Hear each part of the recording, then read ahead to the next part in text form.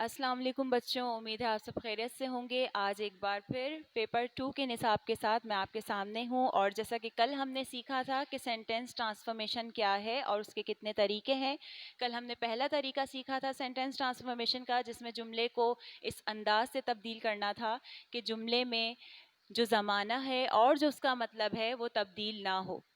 थोड़ी सी रद्दोबदल के साथ जब आपने जुमला दोबारा से लिखा तो जुमले ने वही मतलब दिया जो कि वो अपने पहले जुमले में दे रहा था। ठीक है, तो ये चीज़ें मश्क करने से, प्रैक्टिस करने से बहुत आसानी से आ जाती हैं और अल्फाज की हेर फेर और थोड़ी से रद्दोबदल से आपका जुमला तब्दील हो जाता है। लेकिन इस बात का ख्याल रखना है उस तरीक़ाकार में आपको कि आपका जुमला ज़माना और मफ़हूम तब्दील ना कर रहा हो। ठीक है, वो पहला तरीका था।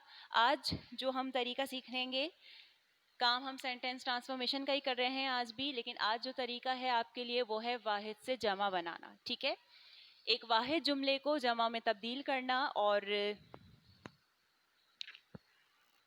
एक वाहिद जुमले को जमा में किस तरह से तब्दील करते हैं और उसके लिए हमें क्या करना होगा, इसके लिए हम देखते हैं थोड़ी सी मश्क, थोड़ी सी मिसालें मैं आपको सिखाती चलूं और बताती चलूं। यहाँ पर पहले सवाल लिख लेते हैं। वाहिद जुमलों को जमा में तब्दील करके जुमले दोबारा तहरीर कीजिए। एक बार फिर याद दहानी करवा दूं, पेपर 2 का सवाल नंबर 1 और सेंटेंस ट्रांसफॉर्मेशन उस सवाल नंबर 1 का दूसरा हिस्सा है। ठीक है, जो कि 5 नंबर का होता है।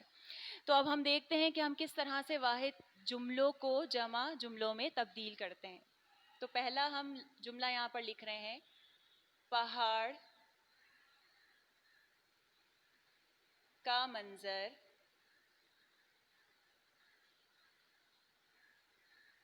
देखने के काबिल था।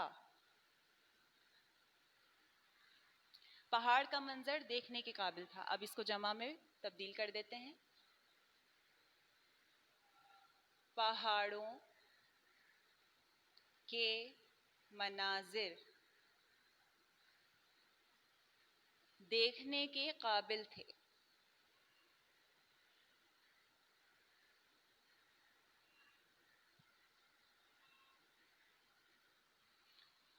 जुमले को चाहे आप वाहिद से जमा में तब्दील करें या मुज़क्कर से मुअन्नस में तब्दील करें या फिर अल्फाज से मुतज़ाद में तब्दील करें, आपको हर तरह से इस बात का ख्याल रखना है कि वो अल्फाज जिनको आप जमा में तब्दील करने जा रहे हैं, उनके इर्द गिर्द जो अल्फाज हैं उनको किस तरह से आपने जुमले में इस्तेमाल करना है। ठीक है, तो यहाँ पर हमें क्या क्या तब्दील करना पड़ा आप खुद देख सकते हैं कि पहाड़ का मंजर, पहाड़ों के मनाजिर, और जाहिर सी बात है कि जो आखिरी लफ्ज़ है वो जमा के मुताबिक यहाँ पर तब्दील हो जाता है। ठीक है, ये पहली आपकी मिसाल थी। दूसरी मिसाल देख लेते हैं।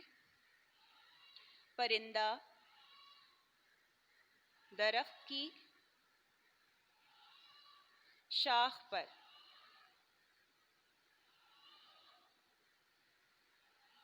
बैठा है।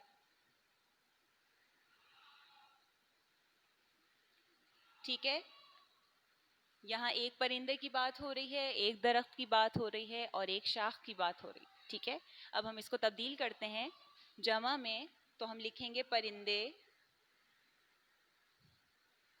दरख्तों की शाखों पर बैठे हैं। देखा आपने, यहाँ पर परिंदा, दरख्त और शाखें, ये 3 लफ्ज़ तब्दील हो गए। और आखिर में फिर से सिंगुलर और प्लूरल यानी जमा और वाहिद का आप डिफरेंस देखेंगे। जब आप जमा में तब्दील करने जा रहे हैं जुमला, तो आपको क्या करना है।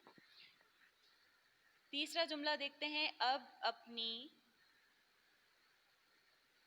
आदत बदल लो। عموماً جب ہم کسی غلط حرکت سے یا عادت سے تنگ ہوتے ہیں تو یہ جملہ بول دیتے ہیں کہ اپنی عادت بدل لو. ٹھیک ہے, تو یہاں پر میں بتاتی چلوں کہ عادت کے لیے جو جمع کے الفاظ ہیں وہ دو ہیں. آپ عادتیں بھی لکھ سکتے ہیں, آپ عادات بھی لکھ سکتے ہیں. الف اور تے کا استعمال عربی قاعدے کا استعمال ہے. ٹھیک ہے, جب ہم الف اور تے لگا کر جمع بناتے ہیں تو وہ عربی قاعدہ ہوتا ہے, جمع الجمع میں آتا ہے. ٹھیک ہے, تو اب ہم اس کو یہاں پر لکھتے ہیں. اب اپنی عادات بدل لو. یہاں بات ایک واحد شخص سے ہی ہو رہی ہے, تو ہم یہاں پر آگے پیچھے کچھ تبدیل نہیں کر سکتے. ہمیں صرف ایک چیز بدلنی ہے, ایک چیز کو جمع میں لے کر آنا ہے, وہ ہے عادت کا لفظ. ٹھیک, کیونکہ بات ہم ایک شخص سے کر رہے ہیں, ہم زیادہ لوگوں سے بات نہیں کر رہے. تو یہ 3 مثالیں آپ نے دیکھی ہیں. اب ہم اور مثالیں دیکھتے ہیں اس کی, کہ مزید کیا مثالیں ہو سکتی ہیں جس سے آپ اور اچھے طریقے سے اس چیز کو سیکھ سکیں. اب اس کی چوتھی مثال دیکھتے ہیں.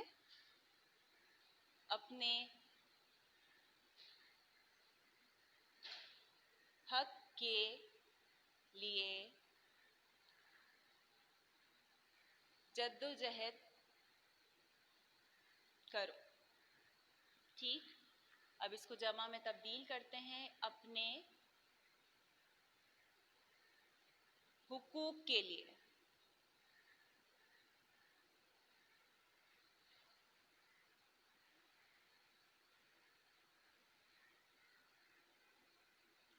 جدوجہد کرو. یہ بھی اسی طرح کا جملہ ہے, ایک شخص سے بات کی جا رہی ہے اور ایک شخص کو کہا جا رہا ہے کہ آپ کو یہ کرنا ہے, یعنی ایک آرڈر سا ہے اس کے لیے. اب آتے ہیں نمبر 5 پہ. تکلیف کو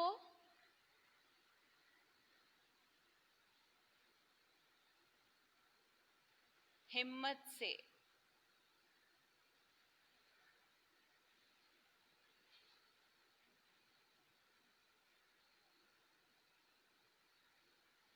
برداشت کرو. اب اس کی جمع دیکھ لیتے ہیں. تکالیف کو, یا اس کے لیے ایک اور جمع بھی ہے, تکلیفیں بھی ہیں, لیکن جملے کے مطابق لفظ تکلیفوں بھی آ سکتا ہے کہ تکلیفوں کو ہمت سے برداشت کرو, لیکن تکالیف کا جو لفظ ہے وہ زیادہ بہتر ہے جمع بنانے کے لیے. تکالیف کو ہمت سے برداشت کرو. ٹھیک ہے, یہ آپ کے مختلف طریقے ہیں جس سے آپ سیکھ سکتے ہیں کہ آپ کس طرح سے جو ہے وہ جمع جملے کو استعمال کر سکتے ہیں. ایک اور جملہ دیکھ لیتے ہیں. غلط رسم ترک کر دینی چاہیے. ترک کر دینی چاہیے مطلب چھوڑ دینی چاہیے.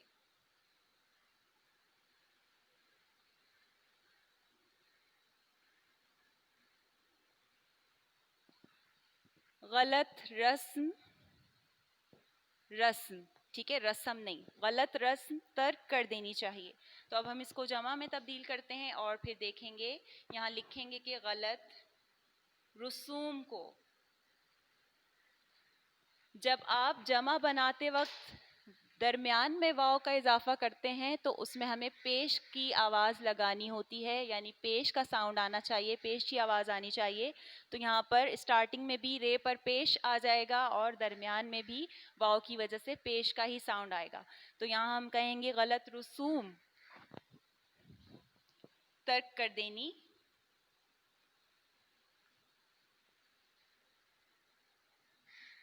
اچھا, چاہیے کا لفظ جو ہے اب چینج ہوگا اور چاہیے کے بجائے چاہیے آ جائے گا, جس میں آپ نون غنہ کا استعمال کرتے ہیں.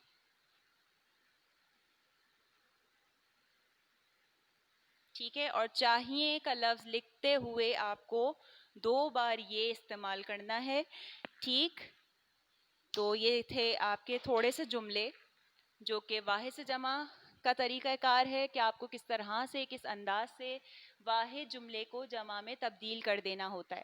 ٹھیک ہے, آپ اس کی بھی مشق کیجئے, اس کی پریکٹس کریں گے تو جیسے کہ میں نے آپ سے کہا ہے کہ کوئی بھی چیز مشق کے بغیر نہیں آتی. آپ کسی بھی چیز میں اگر مہارت حاصل کرنے کی خواہش رکھتے ہیں, اگر آپ چاہتے ہیں کہ آپ جو بھی کام کر رہے ہیں وہ بہت اچھے انداز سے کر سکیں, تو صرف اس کے لیے ایک چیز آپ کو کرنی ہے کہ بہت ساری پریکٹس کرنی ہے. ٹھیک ہے, اور اردو یوں بھی بغیر لکھے اس کی پریکٹس نہیں ہوتی. تو اردو کا جو سبجیکٹ ہے وہ بچوں کو اس لیے بھی مشکل لگتا ہے کہ اس کے جو الفاظ کی بناوٹ ہے, اس کو جو جوڑنے کا جو ایک انداز ہے, الفاظ سازی جس کو ہم کہتے ہیں یا ارکان سازی جس کو ہم کہتے ہیں, وہ تھوڑی سی مشکل ہے بچوں کے لیے. لیکن پھر میں کہوں گی جب آپ پریکٹس کرتے ہیں تو آپ کے لیے کوئی بھی کام مشکل نہیں رہتا. ٹھیک ہے, یہ آج تک کی جو ہماری مشق ہے آپ اس کو دیکھیے گا اچھے طریقے سے, آپ خود سے مزید جملے بنانے کی کوشش کیجیے گا, آپ کو لازمی مزہ آئے گا اور آپ کا دل چاہے گا کہ آپ اور سارے جملے بنائیں, بہت سارے جملے بنائیں. ٹھیک ہے, پھر ملیں گے انشاءاللہ ایک نئے سبق کے ساتھ, اور پیپر 1 کی بات کریں گے اب. ٹھیک ہے, پیپر 2 کی بات تو ہم کر ہی رہے ہیں, اب میں نیکسٹ جو ہم آئیں گے وہ پیپر 1 کے ساتھ آئیں گے. ٹھیک ہے, تب تک اپنا بہت خیال رکھیے گا. اللہ حافظ.